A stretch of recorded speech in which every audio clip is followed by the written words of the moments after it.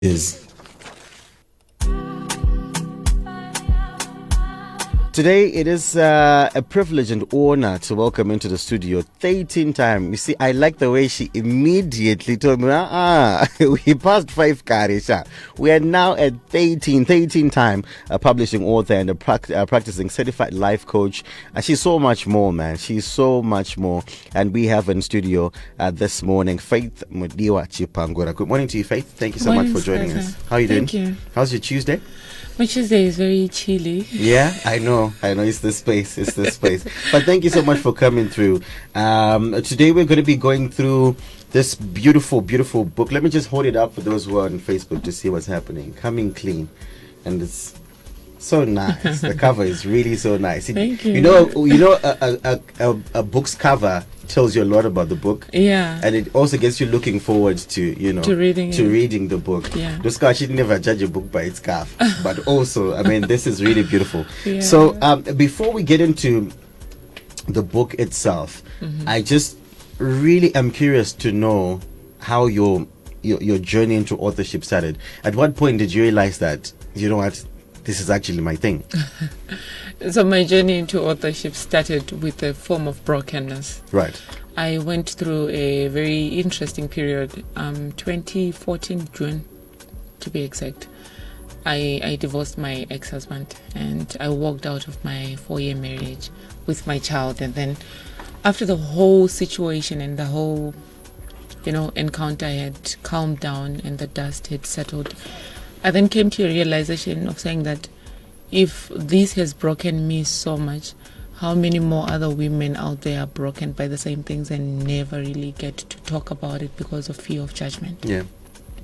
So that's when I started writing my first book in March 2016. And then I'll start publishing 2 years later. That was in 2018. And I've never looked back since. Wow. So what really strikes me about your story is 2016 is not even far off from here, but already you've done this 13 times and more. And it's truly amazing. But also another thing that strikes me is, how each and every of our journeys are so different, and what inspires us to literally everyone who sits in that chair and talks about their journey in authorship has a whole different story to talk about. Yeah. And even where you find the strength to then start writing. True. Because someone would be broken down, they don't know what to do, but you say, you know what, I'm going to share my experience with the world. That's the thing. Yeah. And help someone. How does it feel to be able to tell your story through writing? For me, it's very empowering. I'm not writing for the whole world. I'm just writing for that one particular person who's going to pick up my book and say, it changed my life. Yeah. It changed the way I see things, and it has redirected me. And for me, my message is encouragement. So in every 13 of my books, when you pick them up, there's a form of encouragement that when you put the book down, you would feel and you get something out of it. So every time I encounter people who've read my books, or somebody who's going through something and then they've come across my story somewhere, and they're always like, I'm encouraged and this did this for me, that's enough for me. So it's very fulfilling to know that someone somewhere, if it's going to be 100 people, if it's going to be 1 million people, that's even a plus for me, but I'm doing it for that one particular person. Absolutely. Before you got into authorship, how did you look at, because everyone, before you start a journey, I would love to think, you've got things that you think about a particular journey. You're like, okay, whatever it is.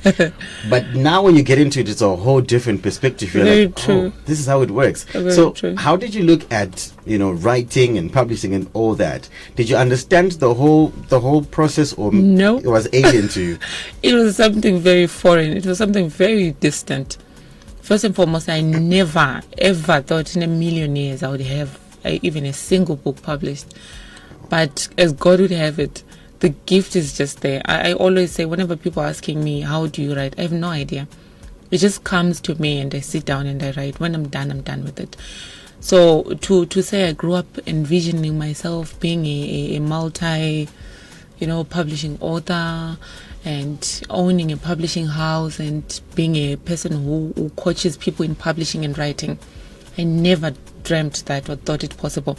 And the funny thing is, my career path and where I am right now with authorship, it's worlds apart. I used to be a flight attendant for 7 years. Wow. And then for me to be sitting here now, publishing and writing full time as my job day to day, it's something amazing. And I can only attribute that to the grace of God, because really, we never know what we don't know. Yeah. And absolutely. we only know those things that God has allowed us to know. Absolutely. What's the relationship? I've been dying to ask this question. What's the relationship between spirituality and writing? Because most of the writers I've come across, they've got this spiritual nature that they have. They've got this spiritual nature that they possess. And I think it fits into what you're saying, Kuti. Sometimes you don't even know how you get to write these things. But what do you think is the relationship between these two? I would put it across like, to me, it comes across like salvation. You have no proof that you're saved, but you know in your heart that you're saved. So for me, writing and spirituality, the connection is the same. It's like you know that there is a higher power within you that gives you the inspiration and gives you the revelation of the things. Because you and I right now can look at a certain topic and get totally different meanings out of it. Yeah. What I'm going to write about it and what you'd write about it will be completely different. Yeah.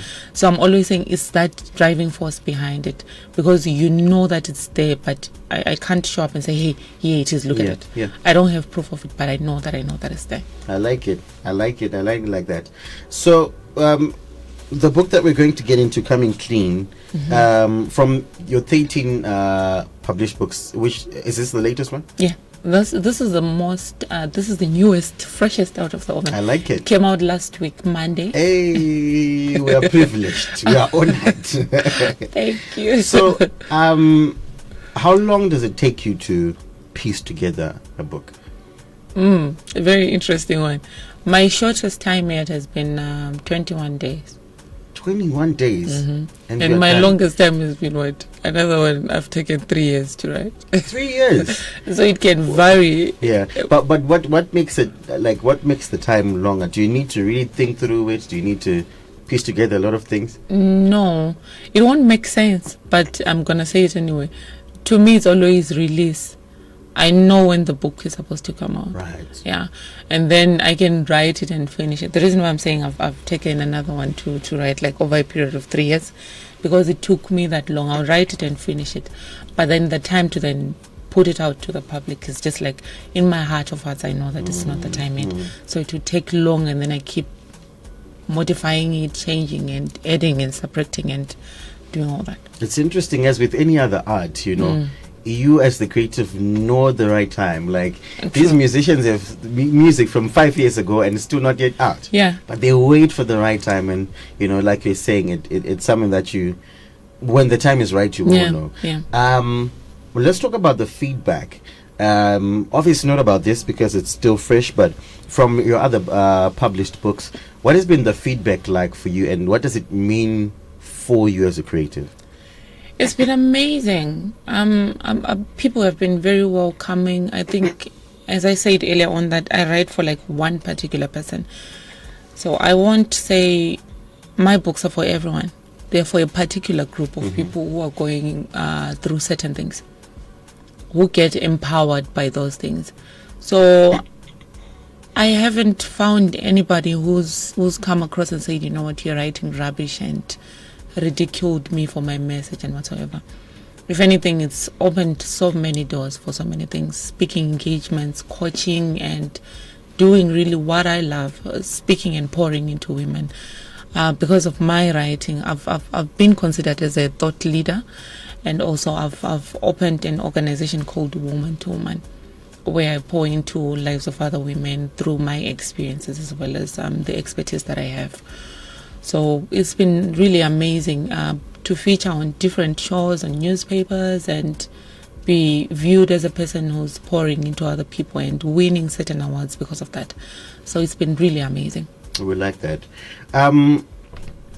When you speak of your journey and, you know, the unfortunate incidents that led to you getting into writing, I just want to know, for the benefit of someone who's listening out there, that particular person. Yeah. how did it feel getting something that empowers you? Because I want to believe everyone has that something that they go to. It might not be writing, it might be music, it might be something else. But how did it feel getting something that you can say, I can lean on, and this could be my escape from everything that I'm going through? I'll say it's been very empowering. I always know that regardless of what I go through, no matter how bad it is, no matter how disheartening it may be, out of that, when I cross over through that period, when I'm on the other side, I'm going to look back and say, damn, we really came across that and we really conquered. So you can see the hand of God. You can see the hand of the ancestors.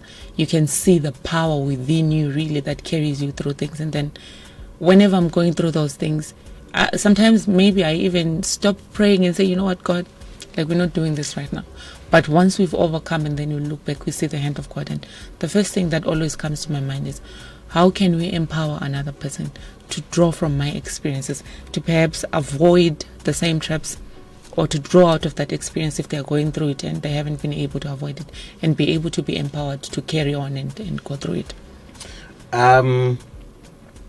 Somewhere in your introduction of the book, if it's not actually the first line, you speak about how this book came to you after you had suicidal thoughts. Oh, yeah. And today is 1 August, yeah? Yeah. Yeah. In 9 days' time, it would have marked a year since I would have died from committing suicide. Wow. And you literally found your escape route through sitting down and pouring out your emotions. I think that came later. That would be the secondary thing. The first thing that I had to go through was a lot of therapy and coming across some people who love me. And I mean, when I say my friends love me, others girls who do the most for me. They carried me. It just took me calling one person, and she was like an hour away from where I was. Wow. And then she kept me on the phone for that whole hour until she got to my house. So by the time they walked in, she hadn't even hinted that they're coming, because I was going to hang myself. But you told them before you? No, I didn't. What I did was, I didn't tell her that I was going to kill myself. I just said, you know what, I need you to tell my mom that I'm sorry. And it was bad.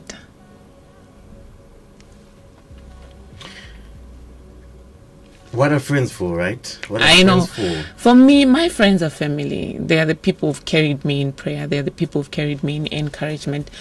I would say we have relatives, blood relatives really. But my friends are more family than most of my relatives, because I'm very far away from home. So you can imagine going through one thing which is like a pin which has been balancing you for the longest time. Yeah. And then you get this one moment which triggers you. So the reason for this book is to address mental health issues that go mostly unaddressed, unspoken about. It's like, as you said when you're introducing me, I'm a 13-time publishing author, right?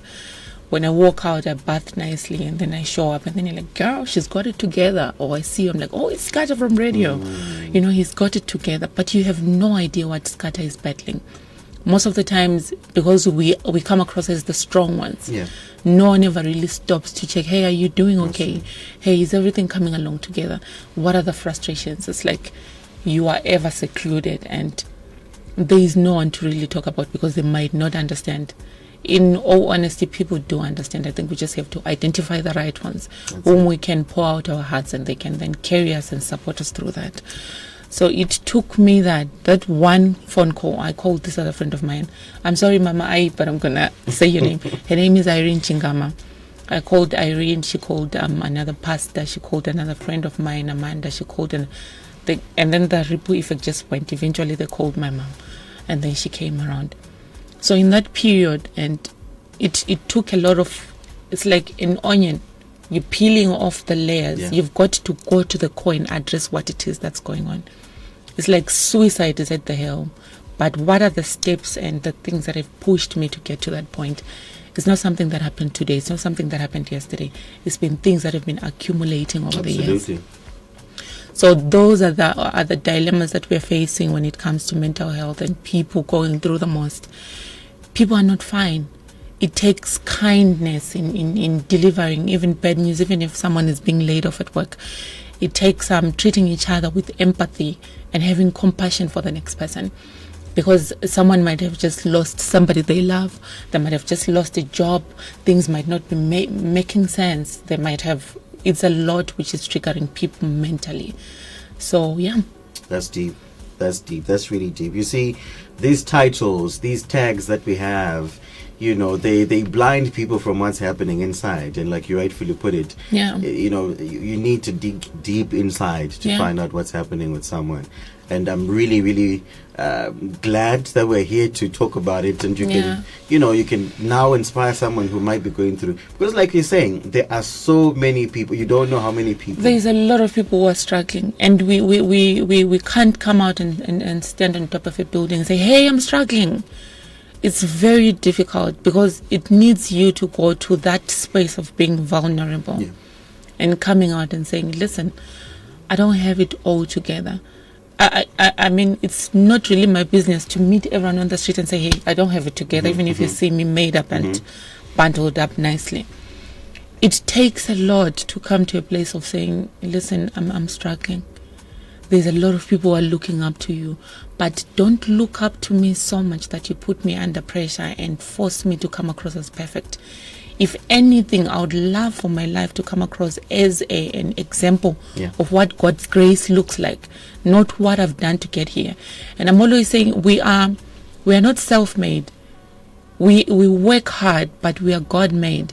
Whatever it is that we get to put out in the public, whatever it is that we show up as, whatever inspiration that we get to give people, it's not something which we wake up every day and be like, yeah, today will be a good day to inspire somebody.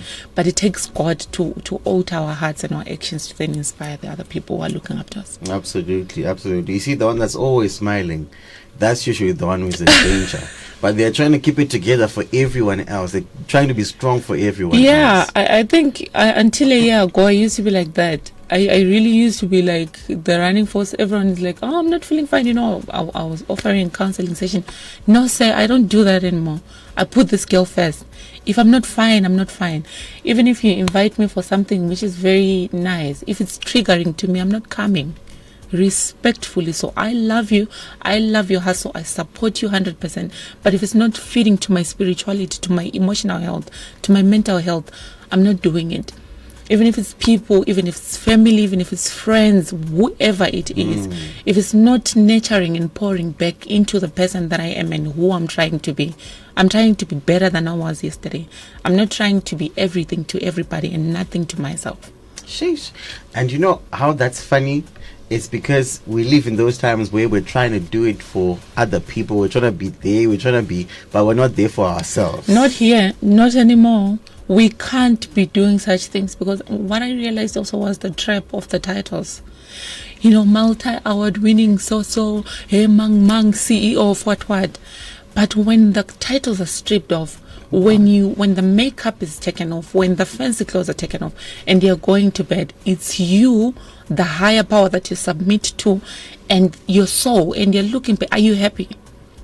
When you really go to bed, are you happy? Like everybody's celebrating you out there. How's your self-talk? How are you looking at yourself, and how are you handling yourself when no one else is cheering you on? Sheesh. Yeah. So, before we get into coming clean,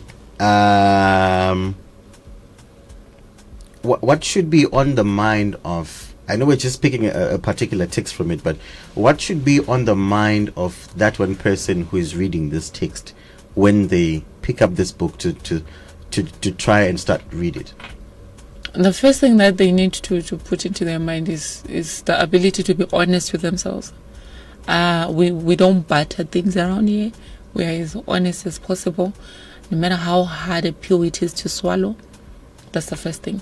And the second thing is coming to a place of wanting to admit and grow, and learning that it doesn't matter how bad it is or how bad it looks.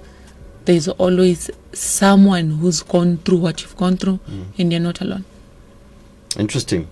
With your permission, I will dig in to this text here, sir. From Coming Clean. So it's coming clean by faith. That's the extension. It's coming clean, but No. It's just coming clean. That's it. Okay. Yeah. Coming clean. Yeah. Are you coming clean with yourself? Are you coming clean with the people around you? All of it? Yeah. We All like, of it that applies. we like it. Pages. Coming Clean by Faith Chipangura. My brand name relied upon a clean reputation, and I couldn't risk any of it coming out. So I had retained the shame and hung tight quietly without breathing a word to anyone.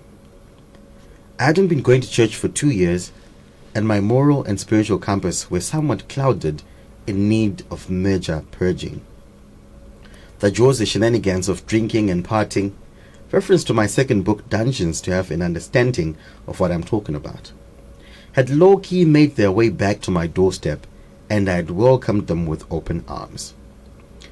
Between the debt, the pressure from society, and everything else, I got sucked into a deep dungeon of depression, anxiety, and stress. I got tired. I got tired of living how I was expected to live, instead of living of how I ought to be living. I got tired of being mediocre and having double standards. I got tired of playing myself and selling myself short. I got tired of grieving silently, and my heart refusing to accept that a car accident had robbed me of my brother and he wasn't coming back. I got tired of trying so hard to cover his gap, though no one asked that of me. Here I was, wounded emotionally and getting sucked into a mental vortex. What I wanted and desired was tied along with the freedom of accepting that I may be messing up and I'm standing in my way. The best way to do that was to sit myself down and review all that led to the point of the trigger, to hang myself and leave my 10-year-old son behind. It hadn't been one particular big thing. It had been the little things. The depression that slipped in without me noticing. The dishonesty with myself when I should have asked for help or spoken up or spoken out. The biggest misconception I had harbored was that for me to serve effectively, I had to be pure, have it all, and that is near impossible. It's the biggest lie one can ever carry, and if anything, it leads to unnecessary self-imposed pressure. When I got to the point of sitting down to pen this book, it was after months of therapy, healing, and an honest confession with myself following the suicide attempt incident. I had asked myself this question: until when will this go on for? If I am feeling like this, if I have done this, and if I am where I am, how many other people are in the same place, suffering privately and silently? And this title song came at the right time as I was fixing my relationship with myself, my relationship with God, and reconnecting with the gifting in my life. I had to realize quickly that it serves nothing to play hide and seek with my demons and keep digging myself deeper and weighing myself down with pretense. Perhaps you are wondering what I was tired of. So I want us to pause there, because there's a list of things that then follows, as you explain what you were tired of. Yeah. But this pretty much really speaks, volumes about what you were going through at that particular time. Yeah. I love the fact that I love the point where you speak about, double standards, playing yourself and sitting down with yourself. What does it take for someone to have a one-to-one with themselves, that honest conversation? I think it takes a lot of humility and discipline. It's very easy to get pumped up and forget to stop and actually have a conversation with yourself. Because if somebody comes and says, "Hey, you're doing so well," so many voices keep screaming. But when you've got to stop and look deep within, it's very scary. Eh? Yeah. It's a very intimidating thing to do. So many people do it oftenly. Yeah. But I've had to learn to stop and actually sit with myself in the presence of God or the Holy Spirit or the ancestors, whatever it is that you believe in, which I believe is my higher power, I've had to learn to sit down and ask myself, are you okay? Maybe I ask myself this question like more than 30 times in a day. Are you okay? If I'm not okay, I'm like, no. What does it do to you when you have that conversation with yourself frequently? What does it? It helps me from piling up things and taking on more than I can carry. So it helps me address issues right now as they are arising. If I ask myself right now during this show, I'm like, hey, are you okay? I'm like, no, I'm not. What's wrong? I'm feeling a little bit emotional. It's like, okay, what can we do about it? We have to accept that it happened and we've got to learn to do this. And it's like, you good? Yeah. And then I've got to keep giving myself that pep talk. Wow. And reminding myself over and over again that this is not a sprint, it's a marathon. Some days are going to be difficult. Are you okay? No, I'm not. Is there anything we can do about it? No. So what do? We sit here, we cry, we pray, we do what we need to be okay for the next day. Wow. So it takes a lot of discipline and also anchoring to understanding that if I don't anchor myself, I'm going to fly away with the wind of praise, with the wind of self-doubt, with the wind, whatever wind it is. So when you do that, then you help yourself, and then you're covering yourself in all spaces that you need to cover. And the cracks, as much as they come, they don't get bigger. Mm-hmm. You can maintain them and manage them to say, hey, it cracked a little bit. Can we fix that or deal with it? Does it need fixing? Does it need whatever it is that it might need? But how do we move on from here? I'm really amazed by that ability to listen to yourself, you know, and have this, because trust me, I think it takes a lot for someone to get there. Mm-hmm. Most of us, we are afraid of talking to ourselves because we're also afraid of knowing the truths that lie deep within ourselves, and some of it is really dark. And so when you get the ability to talk to yourself and say, guys, Twitter say, we shouldn't be scared. If anything, we should be very comfortable with ourselves. There is no one who can come and give me more criticism which will break me that I haven't had before from myself. There's no one who can come and encourage me more than I have. So whenever I walk out of the house, I know that me and this girl here, we are good. If you're gonna criticize me, for example, for my height or for the experiences that I've been through, or for the fact that I'm half Shona, half Ndebele, my Shona sucks and I sound some type of way, I just look at you and I'm like, you know what? You need to heal. Are you okay? Like, you need to be kind, because I'm kind to myself. I'm able to extend it to the next person. So when we extend kindness, now we come to a place when we are honest with ourselves, because the danger also comes whereby your self-talk in that place of honesty can be demeaning, can be breaking you and keeps chipping into your confidence. So I've had to learn to have compassion and kindness towards myself, so that when I'm having that talk, it's a compassionate thing which is meant to build me. So when you will see the kindness in my book, you see it with the tone that I have with myself, and the tone that I have with the people around me. Even if we are fighting, I've learned that when I'm fighting, I don't hit below the belt, because there's still life tomorrow. So I'll be as kind as possible. I'm more factual and focusing on the things which are building. I'm not happy about ABCD. Yeah. And I'm not happy with myself for ABCD. How can I improve it? How can we change it? So when you do that, you become a better individual. Wow. So for me, it's striving to become a better individual, to be better for my friends, to be better for my family, to be better for my tribe, the people around me. And if I can be better, the next 2 people around me, it extends to the next 5, to the next 30, to the next 100.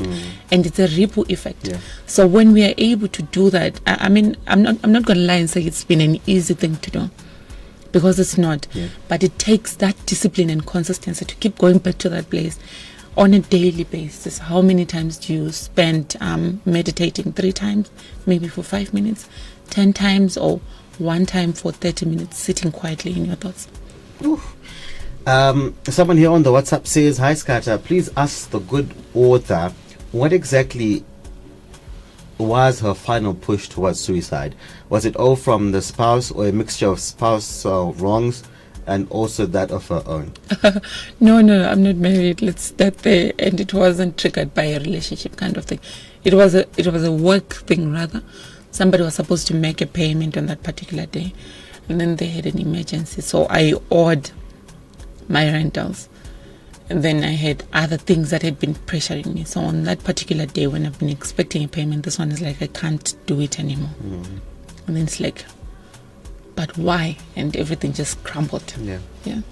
Iskata, what scripture supports what she's talking about, looking after herself first?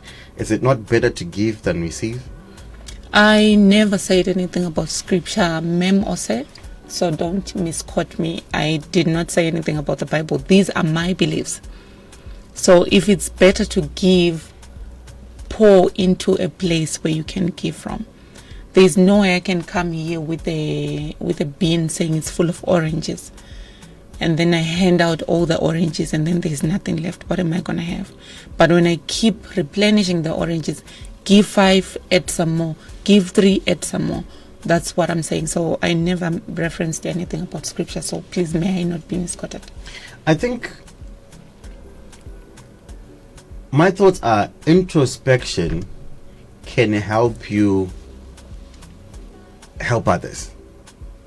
If you can help yourself, you definitely stand a bigger chance to help others as well. Very true. And I think I get what you're saying when you say I can't give when I'm not full. Yeah. You know, you need to be coming from a place of fulfillment for you to then. I can never pour out of an empty cup. That's my thing. And also there's this misconception, I don't know where it comes from, as Africans, where it's like you have to be everything for everyone. You have to be everywhere for everyone and do everything for everyone except for yourself. Yeah. We've seen this in mothers. Your mother will wake up in the morning at 4 a.m. to make sure that you go to school, watch car, and the house is clean and everything. She never has rest. Yeah. By the time the month comes to an end, she has back pain, her blood pressure is high, or she's suffering from something. And she'll never tell you as well. Exactly. So from that's where I'm coming from, to saying I can't keep pouring when I haven't replenished myself. And I'm sorry if it sounds selfish, but if it's selfish, let it be. I'm not spreading myself thin for anybody. I love you, I appreciate you, and I support you. But if I'm not feeling fine, definitely I can't be showing up, because how am I going to show up as my best if I'm empty and I'm not feeling recharged? Yeah. Someone here says, well done. The problem is we are living in illusions. We must disarm, disembark, and be confrontational with ourselves. Yeah. We then learn that we are not without imperfection, but are perfect in God's eyes, as He made us with these imperfections. I think it feeds exactly in what you've been talking about. Thank you so much for your message as well.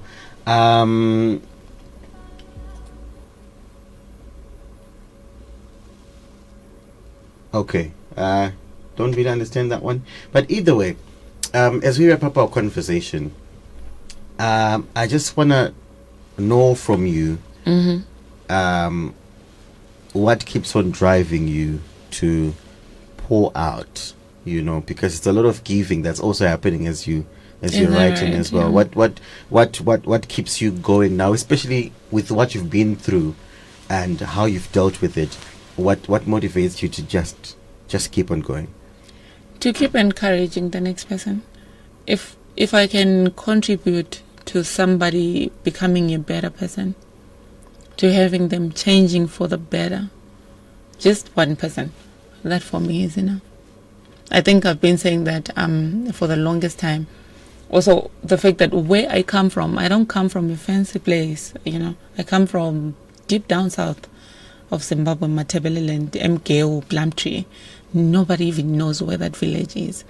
So if I can encourage one little girl from that village, or who's somewhere, Komoyo, you know, or wherever it is, if they can look up to me and say, hey, she came from the village and she's done ABCD and she has encouraged at least me as one particular person, that for me is enough.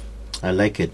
I read something somewhere. In fact, I was listening to something yesterday, and that person said, you do not know how much people envy you for being a creative, because you create, literally, sometimes you create something out of nothing. Yeah.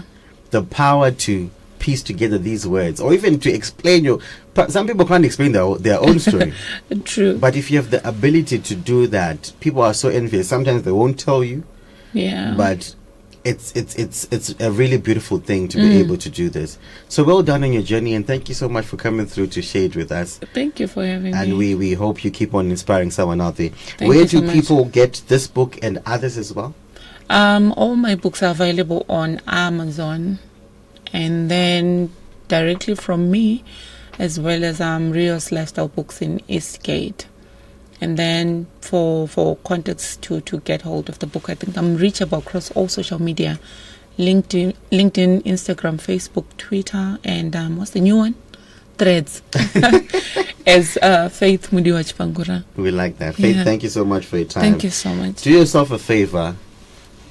Go find this book.